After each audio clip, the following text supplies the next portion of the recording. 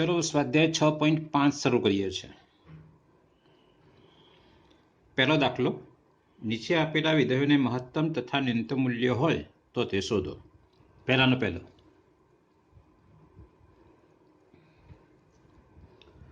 f of x બરાબર 2x - 1 નો whole square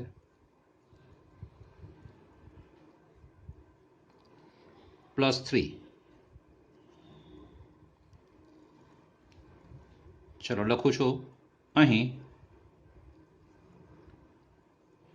2x - 1 એનો વર્ગ greater than or equal to 0 બરાબર છે, કારણ કે વર્ગ છે એટલે શૂન્ય થાય અથવા શૂન્યથી મોટો થાય। બંને બાજુ 3 ઉમેરું છું એટલે ધેરફોર 2x - 1 નો whole square plus 3 greater than or equal to 3 અને ધેરફોર આનો મતલબ છે f of x, એટલે f of x ની કિંમત 3 અથવા 3 કરતાં મોટી છે। એટલે f of x ની નાનામાં નાની કિંમત કદાચ 3 હોઈ શકે, મોટા મોટી તો છે જ નહીં। તો અહીંયા નાનામાં નાની કિંમત છે કે કેમ એ જોવાનું છે। તો વળી તમે x બરાબર કેટલા લેશો 1/2, તો f of x બરાબર એટલે આ 0 થશે, 0 + 3, કારણ કે x ની જગ્યાએ 1/2 મૂક્યો એટલે 2 ઉડ્યો એટલે 1 - 1 0, એટલે કે f of x બરાબર 3। એટલે f(x) ની કિંમત 3 અથવા 3 કરતાં મોટી છે, એટલે ન્યૂનતમ, એટલે માટે f નું ન્યૂનતમ મૂલ્ય 3 છે, f ને મહત્તમ મૂલ્ય નથી, કારણ કે આ બાજુ અનંત સુધી છે। ચલો દાખલા નંબર બીજો જુઓ। અહીં f of x બરાબર 9x² plus 12x plus 2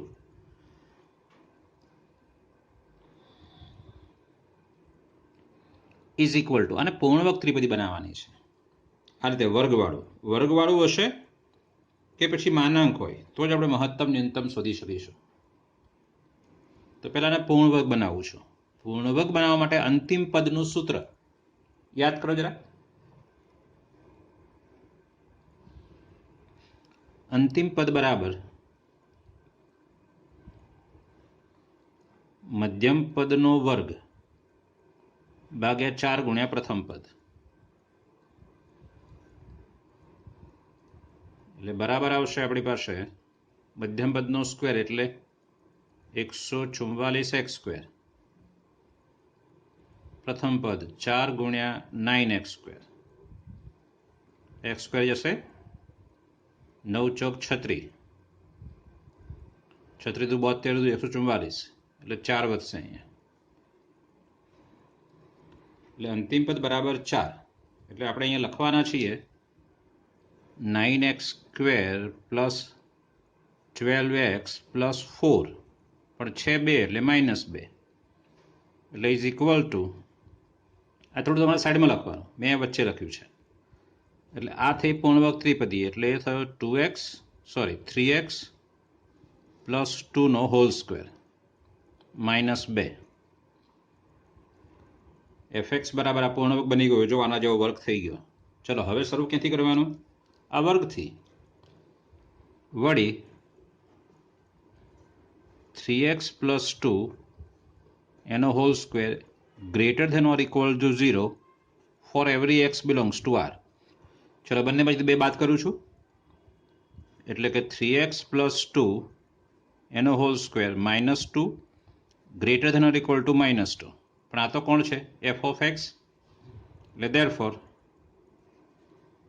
f of x greater than or equal to -2, એટલે f of x નું મૂલ્ય -2 અથવા એના કરતાં વધારે છે, એટલે ન્યૂનતમ મૂલ્ય -2 હોઈ શકે। તો નક્કી કરીએ આપણે કે ન્યૂનતમ મૂલ્ય છે કે કેમ। તો x બરાબર આ 0 બનાવવાનો છે, એટલે x શું લઈશું? આને તમે 0 ધારશો તો -2/3, एक्स बराबर -2/3 लेता आ 0 થશે એટલે સીધો શું આવશે f of x બરાબર -2 એટલે માટે f નું ન્યૂનતમ મૂલ્ય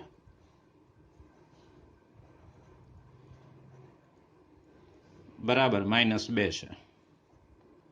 છે f ને મહત્તમ મૂલ્ય નથી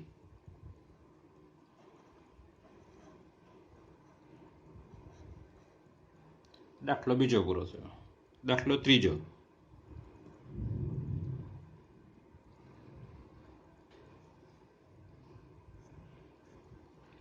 ત્રીજો દાખલો સરળ છે સીધો હું આ વિધેય આપણને આપેલું છે તો અહીંથી જ લઉં છું અહીં x - 1 નો whole square greater than or equal to 0 વર્ગવાળું પદ લઈ લેવાનું for every x belongs to r કોઈ પણ વાસ્તવિક સંખ્યા આમાં મૂકો તો 0 અથવા 0 કરતાં મોટો થાય x બરાબર 1 મૂકો તો 0 થાય અને 1 સિવાયની બીજી કોઈ પણ સંખ્યા મૂકો તો ધન થાય ઓકે પણ આગળ માઇનસ જોઈએ એટલે માઇનસ વડે ગુણવાનું અને ભૂલ ન થાય માઇનસ x - 1 નો whole square less than or equal to 0 ચલો 10 ઉમેરો બંને બાજુ એટલે માટે -x - 1 નો હોલ સ્ક્વેર વત્તા 10 less than or equal to 10 બંને બાજુ 10 ઉમેર્યા છે પણ આ તો કોણ છે f of x એટલે માટે f of x બરાબર less than or equal to 10 f of x નું કિંમત f of x નું મૂલ્ય 10 કે 10 થી નાનું છે એટલે મોટામાં મોટું કેટલું થયું 10 થયું આમાં મહત્તમ મળશે ન્યૂનતમ નહીં મળે ચલો પણ હવે 10 મળે છે એને બતાવવાનું છે આપણે x બરાબર આ 0 ક્યારે થશે 1 તો અહીંયા 1 મૂકો એટલે 0 થશે 0 વત્તા 10 આપણી પાસે તો f of x બરાબર 10 એટલે માટે f નું મહત્તમ મૂલ્ય 10 છે f ને ન્યૂનતમ મૂલ્ય નથી બરાબર છે ઓકે ચલો દાખલો નંબર 4 લઉં છું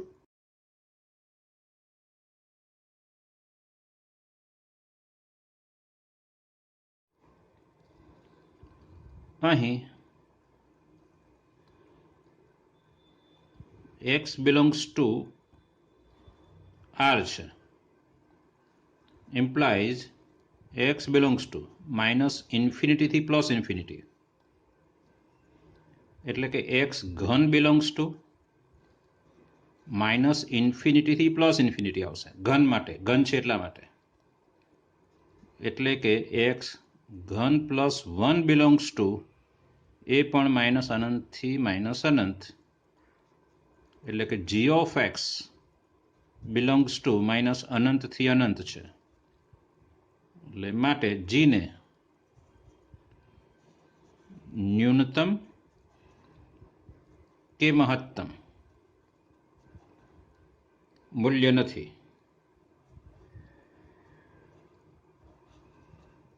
ચલો દાખલા નંબર 2 લઈએ છે એક્ઝામ્પલ નંબર 2 નો પહેલો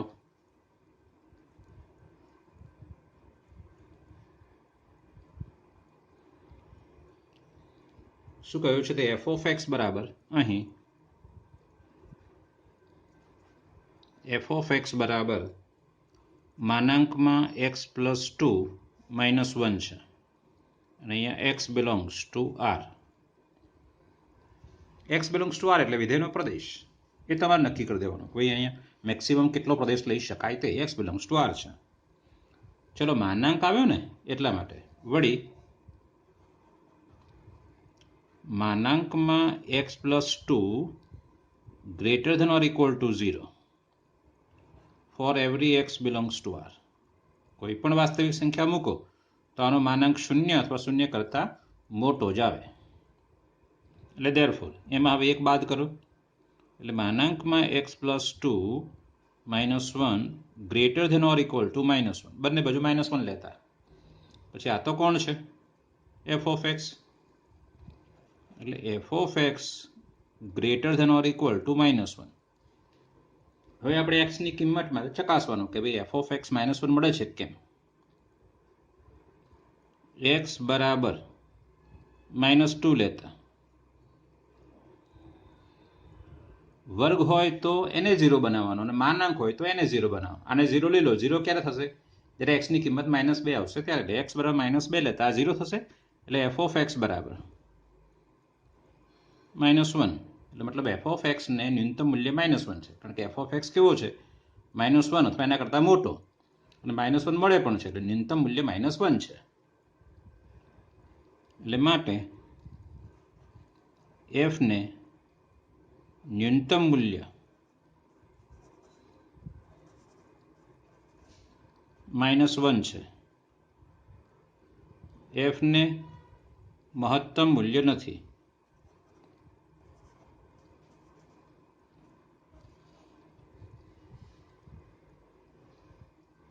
ચલો બીજો દાખલો જે તમારે ગણવાનો છે ને, બરાબર, જાતે ગણશો તમે લોકો, આવડશે જ, કશું નથી એમાં. એનો હું તમને આન્સર આપી દઉં છું. ન્યૂનતમ કિંમત નથી. ચલો ત્રીજો દાખલો. એચ ઓફ એક્સ બરાબર sin 2x +5. જો અહીંયા નથી માનાંક કે નથી પૂર્ણ વર્ગ, પણ હા ત્રિકોણમિતીય વિધેય છે. એમાં સાઇન, કોસ, સેક અને કોસેક આ 4 હોય તો એને સીમિત વિધેયમાં, એ સીમિત વિધેય છે, એની સીમાઓ છે જ. ટેન અને કોટની સીમાઓ નથી. કેમ? ટેનનો વિસ્તાર આર છે એટલે સીમાઓ નથી. કોટનો વિસ્તાર પણ આર છે, એને સીમાઓ નથી. સાઇનનો વિસ્તાર અને કોસનો વિસ્તાર એ -1 +1 એની વચ્ચે, જ્યારે સેક અને કોસેકને -1 અથવા એ નાનો અને +1 અથવા મોટો છે. ઓકે, તો શરૂઆત અહીંથી કરવાની હોય. આપણે જેને સીમાઓ હોય ત્યાંથી શરૂઆત કરવાની. અહીં આપણને ખ્યાલ છે -1 less than or equal to sin 2x less than or equal to 1. સાઇનની અંદર 2, 3, 4 કોઈ ગુણાયેલો હોય તો કશો ફેર નથી પડતો આપણને, કારણ કે કોઈ સીમા આપેલી નથી. અને x બિલોંગ્સ ટુ r આપ્યો છે. ચલો હવે +5, એટલે દરેકમાં 5 ઉમેરો, એટલે -1 +5 less than or equal to sin 2x +5 less than or equal to 1 +5. -1 +5 એટલે 4 થશે. Less than or equal to sin 2x +5 એટલે h of x less than or equal to 5 ને 1 6. એટલે h of x નું ન્યૂનતમ મૂલ્ય 4 અને મહત્તમ મૂલ્ય 6 છે. તો હવે 4 લાવવા શું કરીશું? તો x ની જગ્યાએ આને તમારે -1 લાવવો પડે. આ -1 ક્યારે આવે? સાઇન પોતે યાદ કરો, -1 ક્યાં છે? નીચે 3π/2 આગળ. હું તમારી પાસે આ કહું છું કે ભાઈ આ પોતે અહીંયા કહી દઉં કે આની કિંમત 4, ન્યૂનતમ, મહત્તમ કિંમત 6 કેવી લાવીશું આપણે? તો આ 4 ક્યારે થાય? જ્યારે આ -1 થાય. હવે sin 2x બરાબર -1 ક્યારે? કે જ્યારે 2x પોતે 3π/2 હોય. 2x બરાબર 3π/2 એટલે x બરાબર શું? 3π/4 લેવાનું આપણે. હવે આ 6 ક્યારે થાય? જ્યારે 5 ને 1 6, આ પોતે 1 હોય ત્યારે. હવે sin 2x 1 ક્યારે થશે? જ્યારે 2x બરાબર π/2 હોય ત્યારે, કારણ કે sin π/2 એટલે 1 અને sin 3π/2 એટલે -1. એટલે 2x બરાબર π/2 તો 2 છેદમાં આવશે, એટલે x બરાબર શું આવશે? π/4. એટલે આ બે કિંમતો લેવાની છે આપણે આનું ન્યૂનતમ મહત્તમ મૂલ્ય મેળવવા માટે. વળી x બરાબર, આપણે x બરાબર લખાય હંમેશા, x બરાબર લેવું પડે. અંદર ચલ કોણ છે? x, એટલે x બરાબર 3π/4. તો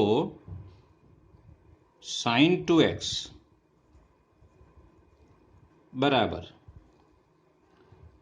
x ની જગ્યાએ 3π/4 એટલે 3π/2 થશે. 2 ઉડશે એટલે 4 ના બદલે 2 આવશે. sin 3π/2 એટલે -1 અને માટે એફ ઓફ એક્સ બરાબર શું? એફ ઓફ એક્સ નહીં પણ H of x. H of x બરાબર શું? આ -1 5 એટલે -1 વત્તા 5 એટલે 4. એટલે માટે બીજું વળી તથા એક્સ બરાબર તમે π/4 લેશો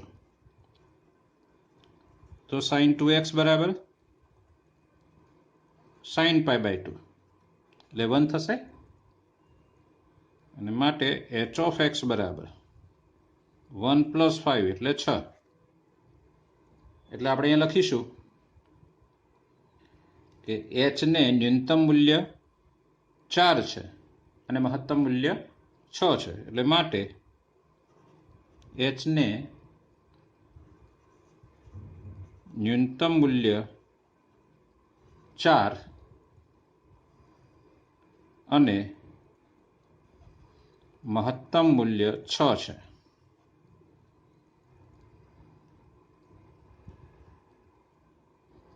ચલો દાખલા નંબર 4 લઉં છું.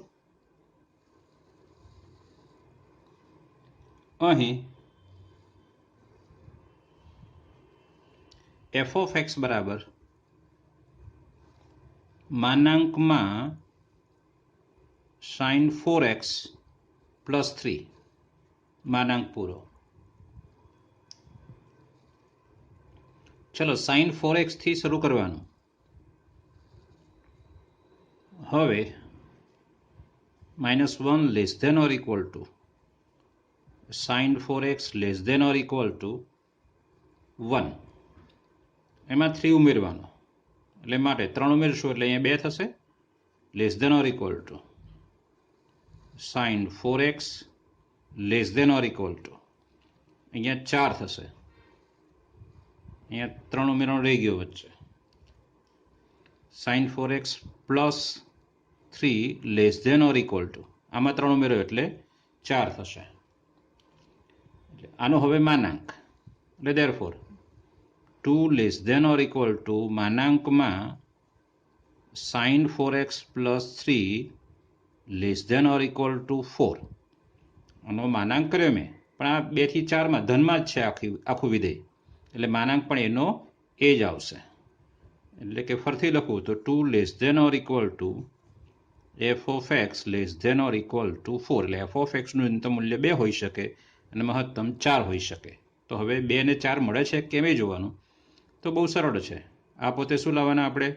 -1 એટલે -1 + 3 એટલે 2 આવી ગયો. 4 લાવવા માટે આને 1 લાવવાનો. હમણાં જે કર્યું તો આપણે એ રીતે. પણ હમણાં અહીંયા કેટલા હતા? 2. અહીંયા ભાગાકારમાં કેટલા છે? 4. એટલે 4 વડે ભાગવા પડશે. વળી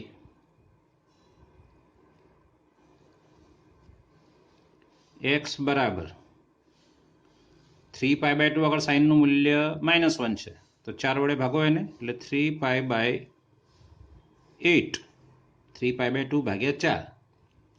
તો આ જે sin 4x છે એટલે કે sin 3π/2 થશે બરાબર -1. એટલે માટે f of x બરાબર કેટલા? -1 + 3 એટલે 2 એનો માનાંક 2 આવશે.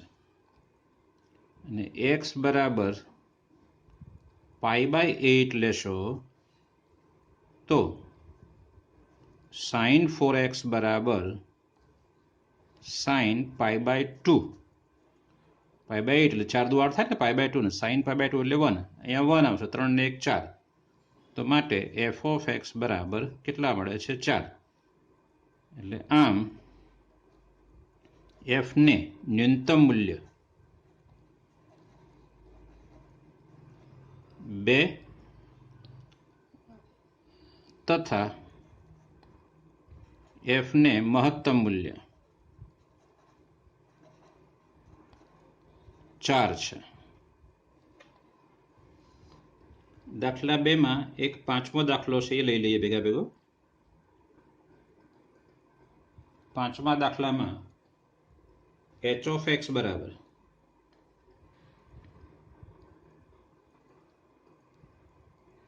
x + 1 x belongs to વિવૃત અંતરાલમાં -1 થી 1 ચલો પાંચમો દાખલો, h of x બરાબર x પ્લસ 1 અને x બિલોંગ્સ ટુ વિવૃત અંતરાલમાં -1 થી 1 છે. એ મહત્વનું છે. અહીં -1 less than x less than 1 છે. આપણે hx લાવવા માટે x પ્લસ 1 બનાવવાનું છે. એટલે દરેકમાં 1 ઉમેરું તો આ 0 less than x plus 1 less than 2, એટલે કે 0 લેસ દેન x પ્લસ 1 એટલે શું થાય? h of x less than 2 છે. હવે h ઓફ એક્સનું ન્યૂનતમ મૂલ્ય કયું? 0 નથી છોકરાઓ, કારણ કે આમાં ઇક્વલ ટુ ક્યાં છે? h ઓફ એક્સનું મહત્તમ મૂલ્ય 2 પણ નથી. જો હવે અહીંયા h ઓફ એક્સનું મૂલ્ય મહત્તમ 2 નથી. કેમ? આ ઇક્વલ ટુ નથી. જો ઇક્વલ ટુ હોય તો h ઓફ એક્સનું મૂલ્ય 2 મહત્તમ થાય, પણ ઇક્વલ ટુ નથી, આમાં લેસ દેન છે. મતલબ એવો કે h ઓફ એક્સ 2 થી નાનો છે. ઓકે, તો હવે h ઓફ એક્સનું મૂલ્ય 2 થી નાનું લો અને સૌથી મોટું હોય તે. તો તમે કહેશો કે 1.9, તો હું કહું છું ખોટું. કેમ? 2 થી નાનું હોય અને નથી મોટું હોય એવું કિંમત છે કઈ? 1.99. હજુ આગળ આપીએ તો 1.999. કેટલી સંખ્યાઓ આપી શકાય? અસંખ્ય સંખ્યા આપી શકાય ને આપણી પાસે. એટલે h ઓફ એક્સનું મહત્તમ મૂલ્ય મળશે નહીં. એમ h ઓફ એક્સનું ન્યૂનતમ મૂલ્ય પણ મળશે નહીં. એટલે લખીશું અહીં, એટલે માટે h ને ન્યૂનતમ કે મહત્તમ મૂલ્ય નથી.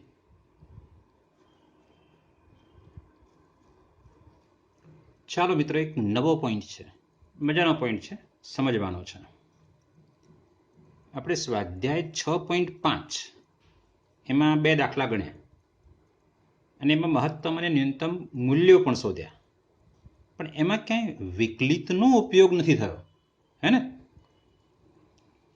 આપણે જે ગણિત સમજ્યા છીએ આગળના ધોરણમાં એનો ઉપયોગ કરીને આપણે મહત્તમ ન્યૂનતમ મૂલ્ય શોધ્યા છે. હવે મહત્તમ ન્યૂનતમ મૂલ્ય શોધવામાં વિકલિતનો ઉપયોગ કેવી રીતે થાય છે એ આપણે શીખીએ છીએ. જો મેં અહીંયા આલેખ દોર્યો છે, શરૂઆતથી અહીંયા જોઉં તો હું એ તરફ આવું તો x વધે છે, આ રીતે x જાય છે, પણ સામે y ઘટે છે, એટલે f ઓફ x ઘટે છે. આ y અથવા f ઓફ x છે અને આ x છે. હું આ x ને આમ લઈ જઈશ, મતલબ આના પર આલેખ પર આમ આવશો તો તમે જોઈ શકાય છે કે ભાઈ f નું મૂલ્ય ઘટે છે. એટલે કે એ સુધી આ વિધેય ઘટતું વિધેય છે. પછી એ થી બી સુધી જોવો જો, f ઓફ x નું મૂલ્ય વધશે, એટલે વિધેય વધતું વિધેય છે. બી થી સી ઘટતું વિધેય છે. સી થી ડી વધતું વિધેય છે. અને એ પ્રકારે આગળ વિચારી શકાય. સારું, ચલો ફરથી હવે તમે અહીંયાથી એ સુધી આવો છો તો વિધેય ઘટતું વિધેય છે, પણ એથી આગળ વધો એટલે વિધેય પોતાની વર્તણૂક બદલે છે અને વધતું વિધેય છે. એટલે કયા બિંદુએ વળાંક આવ્યો એની વર્તણૂકમાં? તો એ બિંદુએ. તો એ બિંદુને એ વિધેયનું નિર્ણાયક બિંદુ કહેવાનું છે. એ પ્રકારે બી બિંદુ, પહેલા વધતું વિધેય હતું પણ બી બિંદુ આવ્યું એના પછી એ ઘટતું વિધેય બની ગયું, એટલે બીને પણ આપણે નિર્ણાયક બિંદુ કહેવાનું છે. એ પ્રકારે સી પણ નિર્ણાયક બિંદુ છે અને ડી પણ નિર્ણાયક બિંદુઓ છે. જો લખીએ છીએ અહીં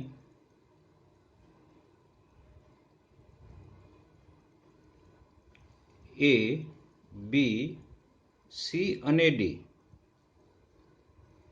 નિર્ણાયક બિંદુઓ છે.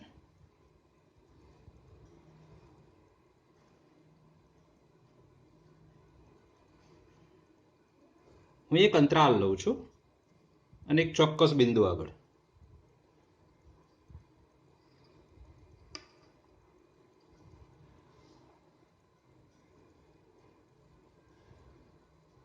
ધારો કે અહીંયા સંખ્યા સી છે. હું સીની આજુબાજુ આટલો એક અંતરાલ લઉં છું અને બંને બાજુ લંબાઈ સરખી રાખું છું. મતલબ આ લંબાઈને આ લાવે, સીની જમણી બાજુએ, સીની ડાબી બાજુએ. ધારો કે આ લંબાઈ h છે, તો આ સંખ્યા કઈ થશે? સી પ્લસ h, અને આ સંખ્યા કઈ બનશે? સી માઇનસ એચ, બરાબર છે. હવે આ અંતરાલમાં કઈ સંખ્યા આગળ વિધેયને મહત્તમ મૂલ્ય છે? તો તમે કહેશો સી આગળ. કેમ? કારણ કે સી આગળ એફ ઓફ એક્સનું મૂલ્ય અહીંયા બતાવશે. આ એફ ઓફ સી છે. આ બિંદુ લેશો તો એ સંખ્યા આગળ તો એનાથી ઓછું નાનું મળશે, હે ને? અહીંયા મળશે. આ સંખ્યા લેશો તો જમણી બાજુએ આ સંખ્યા લઉં છું હું, તો તમે જોઈ શકો છો કે એનું મૂલ્ય અહીંયા મળશે મને. એફ ઓફ સી થી નીચે જ આવશે, નાના જ મૂલ્યો આવશે. એટલે આટલેથી આટલા અંતરાલમાં વિધેયનું સૌથી વધારે મૂલ્ય કઈ સંખ્યા આગળ છે? સી આગળ. તો અહીંયા આટલા સ્થાન પૂરતા આટલા અંતરાલમાં એફ ઓફ સી વિધેયનું મહત્તમ મૂલ્ય છે. ફરીથી આ અંતરાલમાં એફ ઓફ સી કેવું છે? વિધેયનું મહત્તમ મૂલ્ય.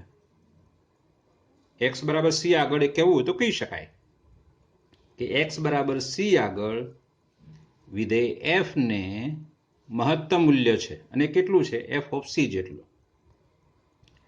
એને સ્થાનીય મહત્તમ કહેવાય છે. કારણ શું? કે એના સ્થાન પૂરતું મહત્તમ છે. એનાથી મહત્તમ આપણને ડી આગળ દેખાય છે. એટલે આખા વિધેયનું મહત્તમ મૂલ્ય નથી, એના સ્થાન પૂરતું. એ જે આટલો અંતરાલ લીધો એટલા અંતરાલમાં સૌથી મોટો એફ ઓફ સી છે, એટલે સ્થાનીય મહત્તમ કહેવાય છે. તો અહીંયા શું આવશે? સ્થાનીય ન્યૂનતમ. આટલેથી આટલો અંતરાલ લેશો તમે તો સી આગળ સ્થાનીય ન્યૂનતમ, કારણ કે એ અંતરાલમાં સૌથી ઓછામાં ઓછું મૂલ્ય સી આગળ હશે, હે ને? તો એને સ્થાનીય ન્યૂનતમ મૂલ્ય કહેવાય છે. અહીંયા તો સ્થાનીય મહત્તમ મૂલ્ય આવશે. એટલે જે આ ખાડો પડે છે તો તે બિંદુ આગળ સ્થાનીય ન્યૂનતમ આવશે, અને ટેકરો થાય છે તે બિંદુ આગળ સ્થાનીય મહત્તમ. અહીંયા પણ સ્થાનીય મહત્તમ. હજુ આલેખ આપણે આગળ ધારો કે વિચારીએ તો એ પ્રકારે સ્થાનીય મહત્તમ, સ્થાનીય ન્યૂનતમ મૂલ્યો વિચારી શકાય. સમજાય છે? બરાબર છે. મહત્તમ ન્યૂનતમ મૂલ્યમાં આપણે બે પ્રકારના મહત્તમ ન્યૂનતમ મૂલ્ય શોધવાના છે. એક સ્થાનીય મહત્તમ, સ્થાનીય ન્યૂનતમ, અને બીજું છે વૈશ્વિક મહત્તમ, વૈશ્વિક ન્યૂનતમ. તો વૈશ્વિક મહત્તમ અને વૈશ્વિક ન્યૂનતમ શું છે? તો આપણે અહીંયા જોયું કે બી આગળ સ્થાનીય મહત્તમ છે, ડી આગળ સ્થાનીય મહત્તમ છે. બીજું કે હજુ આલેખ આપણી પાસે આપેલો હોત તો જેટલા જેટલા બધા સ્થાનીય મહત્તમ કે સ્થાનીય ન્યૂનતમ મૂલ્ય હોય એ બધા ભેગા કરો અને સૌથી મોટું, ફરીથી બોલું છું, સૌથી મોટું મૂલ્ય જે હોય એ વૈશ્વિક મહત્તમ છે, અને સૌથી નાનું મૂલ્ય હોય એ વૈશ્વિક ન્યૂનતમ છે. હા, એક વસ્તુ જરા ધ્યાનમાં રાખજો પાછા. સ્થાનીય મહત્તમ ક્યારેક એવું બનશે કે સ્થાનીય મહત્તમ કરતાં સ્થાનીય ન્યૂનતમ મૂલ્ય વધારે પણ હોઈ શકે કેટલાકમાં. જેમ કે આ લેખ મેં અહીંયા દોર્યો છે, આ લેખ હું લંબાવું છું. ધારો કે અહીંથી આમ લઉં છું, આ લેખ અહીંયા લઉં છું, પછી આ લીધો, આટલે લીધો, આમ આ પ્રકારે આગળ, બરાબર. અને પછી હું આ લેખ આમ લઉં છું. તો તમે કહેશો અહીંયા કે અહીંયા સ્થાનીય ન્યૂનતમ છે, પણ એ મૂલ્ય જોવો જો ક્યાં આવશે? એફ ઓફ સી થી વધારે આવશે ને.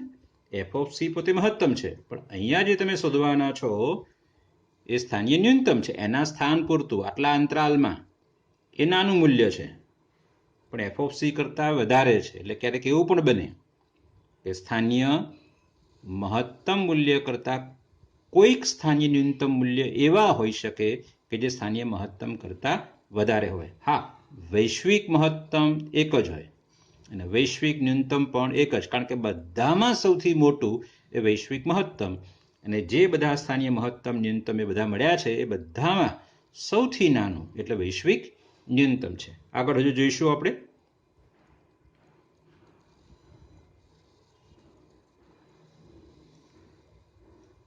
ધારો કે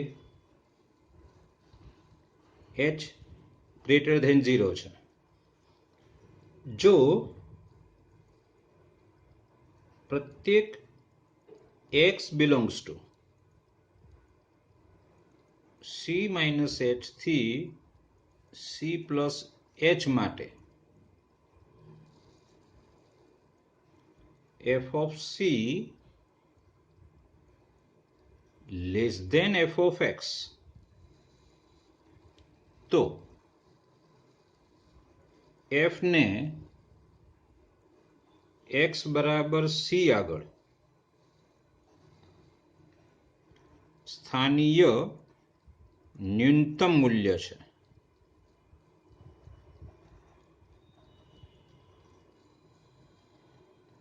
અને તે મૂલ્ય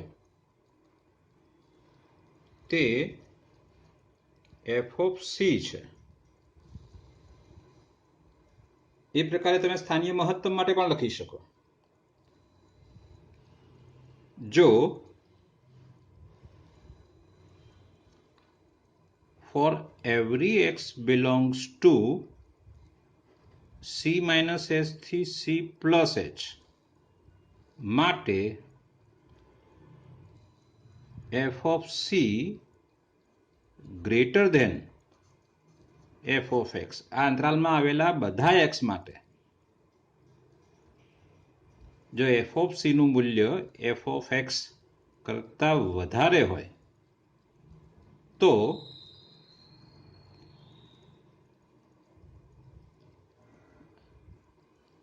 c માઇનસ h થી c પ્લસ h ની વચ્ચે c હોય જ, હા ને, તો આમાં ઇક્વલ ટુ કરી દઈએ, કારણ કે જ્યારે x બરાબર c મૂકશો ત્યારે બંને સમાન આવશે ને, અને અહીંયા પણ equal to f of c greater than equal to f of x, તો f ને x બરાબર c આગળ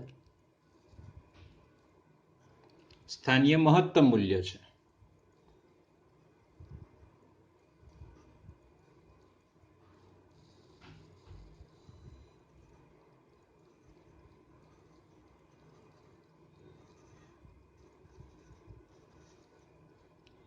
તે f of c છે. એ જે સ્થાનીય મહત્તમ મૂલ્ય છે કોણ છે? f of c છે.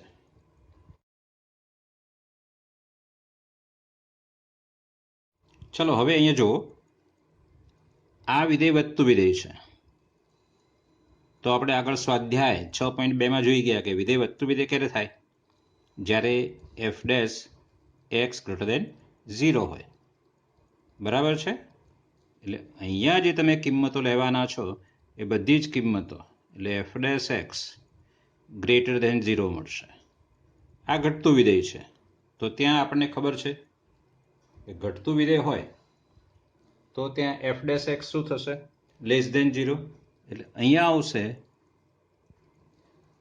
f dash x less than 0. ને આ બિંદુ આગળ તો ત્યાં f ડેશ એક્સ બરાબર 0 હશે. અહીંયા ધન છે, અહીંયા ઋણ છે, એની વચ્ચે અહીંયા f ડેશ એક્સ 0 જ હોય ને. આ ધન હતું ને પછી અહીંયા ઋણ થાય છે, તો વચ્ચે 0 થશે જ. અને આમે આપણને ખબર છે કે આ બિંદુએ તમે સ્પર્શક દોરો તો કેવો સ્પર્શક હશે? આડો. અને f ડેશ એક્સ એટલે શું? વિધેયનો ઢાળ. ખબર છે આપણને.